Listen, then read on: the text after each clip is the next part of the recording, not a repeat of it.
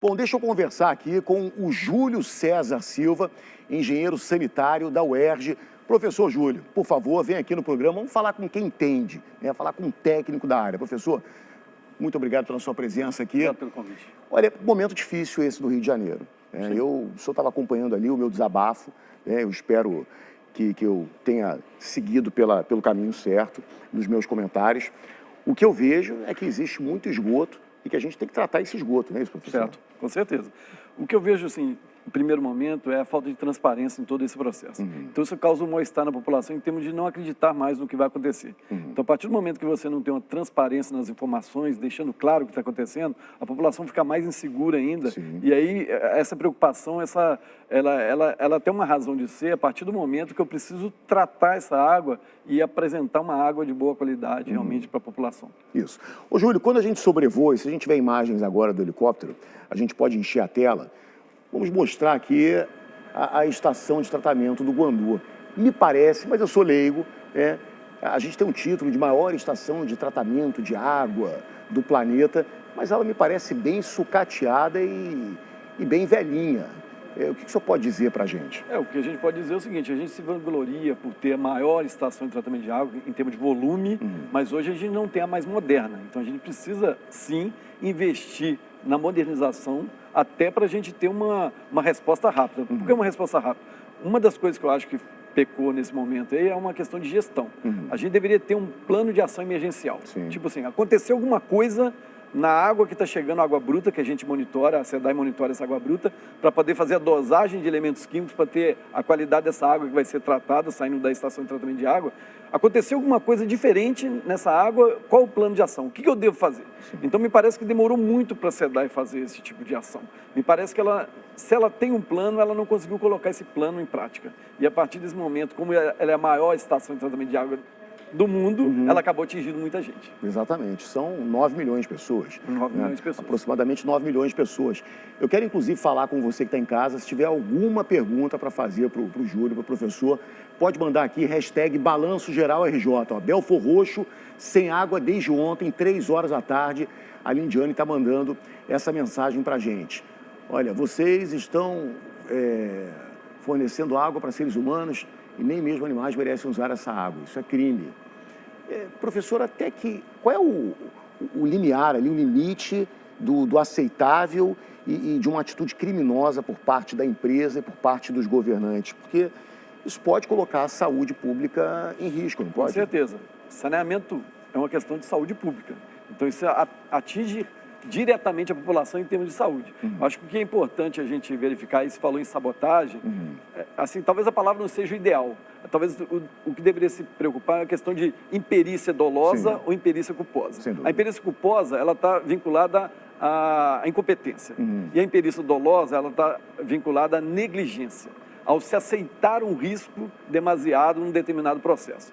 Então, isso talvez me pareça ser o mais relevante. Quer dizer, sabia-se o risco que estava correndo e assumiu-se o risco de ter problemas durante o tratamento, sem se garantir, por exemplo, o tratamento ideal. Essa medida, por exemplo, as duas medidas dão resposta mais ou menos a isso. A partir do momento que a SEDAI pega o carvão ativado e joga na água, é uma forma emergencial de tratamento. Mas o ideal é a gente já ter, um tempo atrás, o nosso carvão ativado no filtro, Sim. no final do processo, não no início do processo. Só que agora, nesse momento, na crise, eu não consigo transformar o meu filtro e colocar uma camada de carvão ativado. Vai demorar mais tempo. Claro. Então, se eu optou em fazer uma mais emergencial que jogar. Só que jogar o carvão pulverizado na água, eu preciso dosar isso corretamente, porque o que garante que o carvão vai limpar essa água de geosmina seria o contato completo dessa água com esse carvão. Entendi. Porque a geosmina vai sair por adesão, por aderência a esse carvão. Então, no filtro, por exemplo, eu garanto que essa água toda vai tocar no carvão. Na hora que eu jogo esse carvão dentro da água, não necessariamente eu vou conseguir fazer isso. Talvez a eficiência está nisso pela concentração elevada de geosmina que tinha. Entendi. E a geosmina não apareceu da noite para o dia. A geosmina veio crescendo em concentração à medida que você vai proliferando mais as algas naquela região, naquele lago, claro. vai eutrofizando, por exemplo, a região e vai criando mais cianobactérias que vão gerando essas enzimas, por exemplo. Meu Deus do céu. Olha, a gente falou aqui de saúde pública. Eu quero convidar o nosso programa hoje, professor Júlio, um dos médicos mais inteligentes do Brasil. Você é um cara que tem inteligência de sobra, né? Ele é infectologista. Eu depois quero conversar até sobre uma curiosidade, sobre a vida de pediatra dele, que eu vou contar uma coisa aqui para o Edmilson Migovski, que ele não sabe, mas já eu vou falar. Ô Edmilson, doutor Edmilson, muito obrigado. Eu já falei contigo várias vezes na época que eu trabalhava lá na Rádio Globo e é uma honra falar com você aqui na Record TV. Eu queria que você passasse para a população, doutor, quais são os riscos de consumirmos essa água e qual é a melhor forma de fazê-la. A gente tem que filtrar mais, tem que ferver a água, o que podemos fazer? Eu acho que nesse momento, Tina, a vantagem... Primeiro, obrigado aí pelos elogios a meu respeito, você é amigo, então vamos dar um desconto em relação a isso. Mas vamos lá. O ideal é que você consuma uma água em casa que tenha sido filtrada, porque como esse pesquisador da UERJ falou, o carvão ativado que está sendo colocado lá no Guandu não tem sido suficiente para te dar toda a geosmina. Em casa, alguns filtros são feitos também com carvão ativado. Então ajuda muito. Na minha casa, por exemplo, tem esse carvão ativado como filtro. O que eu percebo? A água de chuveiro vem com cheiro de geosmina, mas a água que eu obtenho no filtro está bem melhor, está de melhor qualidade. Até para cozinhar e para fazer café, eu estou pedindo para fazer com água filtrada. Desde que o filtro seja bom e esteja na validade, você tem uma água de melhor qualidade do que a água que está saindo da bica sem ser filtrada na sua casa. Muito bem. Doutor, quais são os riscos de nós ingerirmos essa geosmina toda? Pode dar dor de barriga, febre, mal-estar? Quais são as reações que o nosso corpo pode ter? A princípio, a quantidade de geosmina que você tem nessa água não traria consequências maiores de gravidade. O problema é que eu tenho receio de ter outros contaminantes que não só a geosmina. Essa é a minha preocupação maior. Até estava um amigo meu brincando, dizendo que a geosmina é um etileno glicol, portanto um derivado de álcool, e que se eu bebesse muito dessa água, eu poderia ser pego da lei seca e dizer, olha, bebi água sedai. Mas isso é uma observação infundada, não tem porquê. Mas realmente o gosto é muito desagradável e faz com que a gente acabe bebendo menos água. E aí tem outros problemas, né, Tino? Nesse calor que está fazendo, você beber menos água acaba favorecendo o surgimento de cálculo renal, pode levar a desidratação. As pessoas mais idosas, que já não têm muita sede, pode diminuir ainda mais o interesse pela água, levando a algumas complicações que são muito frequentes nas pessoas mais idosas. Então, uma água ruim é muito ruim.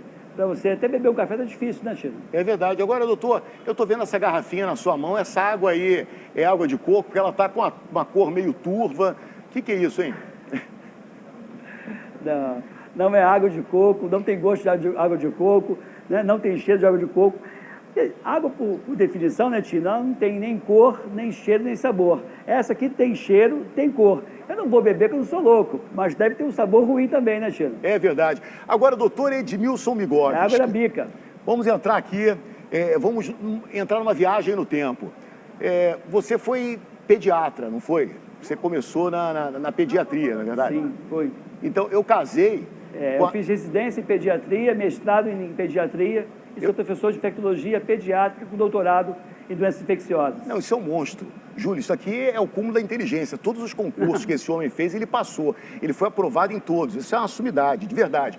Agora, eu casei com a sua primeira paciente, o primeiro bebê que você cuidou.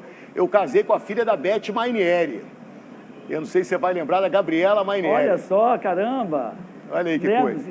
E tinha um menininho também, que ela falava que o menino tinha um soprinho, que era um sopro inocente, e ele mesmo dizia, não fala comigo assim que eu tenho problema cardíaco. Armou muito esquema o Eduardo Mainieri. Isso aí, Eduardo Mainieri, que uma vez foi mordido por um macaco. Ele chegou e disse que o macaco tinha mordido, ele não tinha mordido coisa nenhuma. E o Edmilson falou, o macaco não mordeu, arranhou, não mordeu. Eu fico ouvindo as histórias, tanto a Beth quanto o Wilson, quanto a minha esposa Gabriela, são apaixonados e muito gratos por você, e todos reconhecem o seu valor. Doutor Edmilson, legal. Um beijo grande, muito obrigado pelo carinho de falar conosco, tá bom? Um beijo. Obrigado, eu que agradeço. Até um próximo encontro. Obrigado, tchau. Fica com Deus, tchau, tchau, doutor. Pois é, então a gente ouviu aí o doutor Edmilson falando dos riscos da gente consumir essa água, professor. Então vamos lá. A gente acompanha agora, a gente está acompanhando o caso do coronavírus, né? Aí surgiu lá na China um problema danado, a China foi e construiu um hospital em 10 dias. Isso, para 1000 leitos, né? Isso é uma nação, né? Isso é um país que está preocupado ali com a população. Aí a gente passa por um problema de saúde pública, né? No maior cartão postal do nosso país, que é o Rio de Janeiro, né? E aí dizem que quando começarem as obras, essas obras podem demorar 4 anos para surtir efeito. É isso? Por isso que é importante a gente ter um plano de Estado ao invés de ter planos de governo. Porque 4 anos é muito pouco para a gente fazer saneamento. Então, talvez por isso os nossos governantes investam pouco em saneamento. Porque muitas vezes as obras de saneamento extrapolam aquele mandato dele. Mas se a gente tiver um plano de nação, um plano de Estado, aí sim a gente começa a investir. Porque isso tudo vai repercutir. Como a gente está repercutindo a falta de saneamento, na nossa qualidade de água. Como vai repercutir na quantidade de pessoas, por exemplo, que possam ser atendidas no hospital. Então, indiretamente, a gente vai ter problemas muito mais sérios se a gente não cuidar da população em termos de água. Sim. Então, a ONU tem as ODS, que são os Objetivos de Desenvolvimento Sustentáveis. O ODS 6 fala de disponibilizar água de qualidade, potável e saneamento para todos até 2030. Infelizmente, a gente não vai conseguir cumprir essa meta. Estou falando no Brasil e, além disso, no mundo também. Eu, como generalista, né, eu comecei a estudar e a ler alguns casos de tratamento de água. E aí eu fui no caso de Nova York, não sei se o senhor tem conhecimento, Nova York passou por uma crise de abastecimento, né, e aí o governo lá comprou áreas gigantescas e aí construiu um reservatório de água, né, explorou aquelas áreas lá para serem um reservatório de água e proíbe a agricultura, proíbe que alguém construa perto para não contaminar. As margens dos reservatórios, é o que a gente tem das matas ciliares, é proteger os nossos mananciais, é o que está faltando isso. Então, isso está extrapolando um pouco até o problema com a SEDAI, está indo mais. Além da SEDAI muitas vezes não tratar devidamente o seu esgoto, além disso tem os órgãos ambientais que deveriam garantir a qualidade dos nossos mananciais. E não fazem. Exatamente, hoje a gente tem um problema sério. Além do Rio Guandu, que é uma transposição lá, que aumenta o seu volume com a transposição do Paraíba do Sul, eu tenho hoje 2 rios ali que chegando, que é o Rio Queimados e o Rio Ipiranga, e o Queimados ele vem do rio, praticamente do complexo lá industrial de Queimados, onde provavelmente a gente tem vários problemas ali de esgotamento industrial. Junta-se ao esgotamento doméstico, você tem aquela língua negra que você falou aqui durante o programa, que aparece naquele lago de captação de água. Então ali eu já tenho um problema muito sério, porque eu comecei a misturar muito esgoto na água que vai ser tratada. E aí eu tenho uma água que está numa qualidade muito ruim, e isso passa a ficar caro. Olha como que é a coisa, eu não invisto na qualidade dos meus mananciais, não invisto no tratamento, e acaba ficando muito caro para a SEDAI pagar, para tratar essa água, porque ela tem que usar muitos produtos químicos para conseguir garantir isso. E em alguns momentos, como agora, ela não está nem conseguindo fazer isso, pela dificuldade de concentrações elevadas que você tem, por exemplo, desses produtos aí na água. Professor, eu acho que já vivemos o colapso, né? Mas, infelizmente. Na sua visão, se nada for feito, em quanto tempo é colapso total? Pode piorar muito, porque acontece? A gente vive um problema sério de desordem urbana, infelizmente. Essa questão de saneamento, ela passa por uma questão de planejamento urbano que a gente, infelizmente, não tem ao longo desses mananciais. E, obviamente, quanto maior for essa carga de esgoto que a gente tiver, mais problemas a gente vai ter. Vai diminuir essa qualidade dessa água e a gente pode diretamente atingir a população. É lógico que isso aí tem que ser um plano, eu não consigo fazer saneamento em 1 ano, 2 anos, mas eu tenho que ter estratégia, aí volto de novo à questão da estratégia da gestão, planos que seriam coisas emergenciais. O que é emergencial hoje, que eu vejo? Emergencial hoje é tirar a geosmina e os detergentes da água. Então, esse é tratamento emergencial. Depois, a gente deveria ter o carvão ativado minimamente no filtro, que seria uma etapa curto e médio prazo. Depois eu deveria diminuir a quantidade de carga de esgoto industrial doméstico que está chegando nessa minha coleta, que principalmente, que já tem um projeto de 2013, já deve ouvir falar sobre isso, que era uma questão de diques protegendo, evitando que essas águas do Rio Queimados e Rio Ipiranga cheguem a ser coletadas. Por quê? A água que vem do Guandu, ela é cerca de 90% da água tratada. Se eu tirar esses rios que estão muito contaminados, com bastante carga de esgoto, eu vou diminuir pouco a quantidade de água a ser tratada e vou melhorar muito a qualidade da água que vai chegar para ser tratada. Apesar de eu ter problemas no Guandu, eu tenho uma água de muito melhor qualidade do que as outras. E eu acho que no passo seguinte, aí, questão do planejamento todo, é tratar todos esses mananciais. Tanto o Guandu, o Paraíba do Sul, como o Rio Queimados, como o Rio Ipiranga. Mas não dá para começar por eles, porque senão a gente nunca vai começar. Então, acho que falta um plano estratégico de desenvolvimento daquela região, que a gente precisa fazer isso para ontem. Hoje eu até sobrevoei lá hoje também o Guandu, e a gente viu manchas de óleo também. manchas de óleo de lavagem de pequenas embarcações. Quer dizer, aí você fala assim, Júlio, mas aconteceu só hoje? Provavelmente não. Deve ser um fato até mais corriqueiro do que a gente vê. Como a questão do detergente e da geosmina na água não é uma coisa nova, já acontece, só que agora chegou numa concentração tão elevada que a gente começou a perceber. Isso é grave. E hoje é até difícil descobrir de onde vem esse detergente. Exatamente. E eu acho que aí ainda pode ter um agravante. Eu posso ter esse detergente de mais de uma fonte. Pois é. Que aí eu posso ter fonte, por exemplo. A SEDAI falou que era só da questão das correntezas da lavagem da água pela chuva. Pode ser também. Mas eu posso ter também o esgotamento industrial que está sendo jogado, o próprio esgotamento doméstico, esses detergentes sendo jogados. Então, é bem provável que eu tenha mais de uma fonte de contaminação. Por isso, dificulta-se cada vez mais a questão do tratamento, entendeu? Mas eu preciso identificar rapidamente a causa e tratar a causa. Hoje a gente está numa questão tão emergencial que a gente está tratando a consequência do problema. Então a gente está atrasado nesse processo. Esse processo já devia ter sido vencido já. Sim. E a gente ainda está combatendo a questão da consequência. A gente nem chegou na causa da contaminação dos nossos mananciais ainda. Professor, eu não sei se eu estou errado, mas na minha visão, água será um problema constante, mesmo que algo comece a ser feito hoje, será um problema que enfrentaremos pelo menos pelos próximos 5 anos, se tudo for feito como deve ser. É claro certeza. que não será feito, é óbvio que não, e a gente vai chegar no fundo do poço. O grande problema que a gente vê é o seguinte, é possível resolver, é possível solucionar? É lógico que não é uma medida fácil, porque a gente deixou chegar num ponto muito crítico. Sim. Mas a gente tem que começar, porque se a gente não começa, a gente fica sempre postergando esse problema, dizendo que não é culpa minha, do governo passado, não é culpa minha, vai ser uma resposta do próximo governo, e ninguém faz, e a gente cada vez mais está com os nossos mananciais mais contaminados, a nossa qualidade de água vai ser prejudicada, porque a gente vai ter esse tipo de problema provavelmente mais à frente, e a gente consegue não ter respostas rápidas. Agora, uma pergunta, professor, que me ocorreu agora.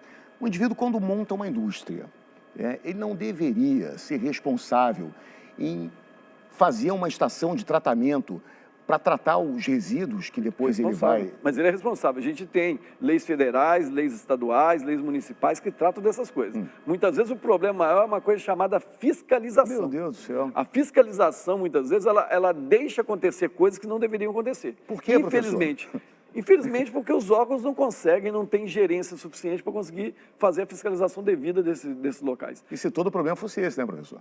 Se todo o problema fosse esse. Por exemplo, hoje a gente tem um problema de esgotamento doméstico. Talvez seja a pior carga que a gente tenha. Até pode ser que a pior carga que a gente tenha de esgoto ali seja o doméstico, realmente. Mas, por exemplo, como que eu deixei, por exemplo, construir moradias locais sem a devida, por exemplo, saneamento? Primeiro eu deveria chegar à infraestrutura de saneamento, claro, que é água, esgoto, resíduos sólidos e drenagem urbana, que é outro problema que a gente vai viver com excesso de chuva, para depois chegar à moradia. Hoje, quando a gente constrói, a gente expande, por exemplo, faz uma expansão imobiliária, a gente primeiro leva a moradia e depois chega a infraestrutura, se é que chega a infraestrutura, que muitas vezes a infraestrutura não chega. Aí eu conversei, liguei para alguns amigos construtores, falei, vem cá, quando você faz um prédio em determinados locais, você liga o esgoto aonde? Foram unânimes em responder, Tino, quando você não tem um saneamento, você liga nas galerias pluviais. Galerias pluviais. E é o que a gente tem um problema sério. E alguns existem, por falta de fiscalização ou dificuldade da fiscalização, e alguns locais, alguns condomínios, até nem condomínios de baixa renda não, condomínios às vezes de luxo, você faz o seu condomínio, faz uma estação de tratamento e em algum momento você desliga essa estação e continua jogando o esgoto na rede, por exemplo, da própria SEDAI. E por que desliga? Para economizar luz? Para economizar o tratamento. Filtros. E você deixa de pagar e você acaba economizando o tratamento. E existem ligações clandestinas, por exemplo, desse tipo, de ligações de esgoto na rede pluviais, e dificulta também esse tratamento. Então, a gente tem um problema, assim, meio generalizado de gestão. E aí eu vou fazer uma meia-culpa aqui, em termos de sociedade ou população, que a gente, inclusive sociedade e população, a gente dá pouca importância para o saneamento, só quando atinge a gente. Por quê? Se a gente exigisse mais o saneamento, a gente só elegeria os nossos representantes que se preocupassem com o saneamento. Isso é fundamental. A partir do momento que a população também não leva em consideração ou não dá o devido importância ao saneamento, os nossos representantes também não dão porque ele acha que aquilo não dá voto. Infelizmente, tem esse discurso. Saneamento não dá voto. Tubulação debaixo da terra. Você deve ter ouvido muito falar sobre isso. Mas eu acho que agora, com esse susto, eles vão ver que não só dá voto, mas perde voto também. Sim, muito. Né? É uma repercussão muito ruim, muito negativa. É muito negativo e é um desgaste para a imagem dos políticos muito grande.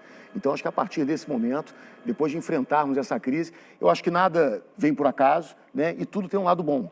Né? E eu espero que tenhamos um lado bom aí. Você tocou num ponto fundamental. Acho que a gente tem que, sempre no momento de crise, a gente deve aproveitar os problemas para a gente crescer e para a gente avançar. Eu fui convidado pela Controladoria Geral do Estado para fazer auditoria, para auxiliar eles numa consultoria, na auditoria que vai ser feita na SEDAI. Qual o objetivo dessa auditoria? É verificar exatamente como é o processo de tratamento hoje. Por quê?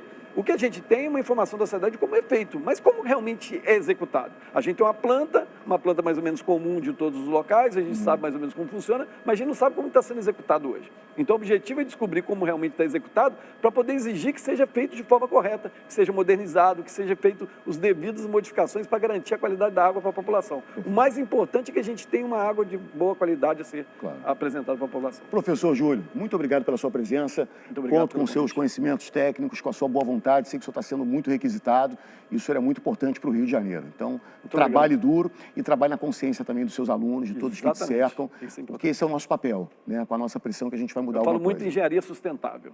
Eu costumo dizer que a engenharia deveria ser sempre sustentável. E a questão da engenharia social, eu costumo dizer que é uma questão de redundância, porque a engenharia deveria ser social. A gente deveria construir obras que fossem que atendessem a sociedade da melhor forma possível. E muitas vezes a gente, infelizmente, faz isso de forma equivocada. Verdade. Muito obrigado, professor. Um grande abraço. Seu professor Júlio, fera brabíssima, um dos grandes nomes da UERJ aqui no nosso estado. Bom,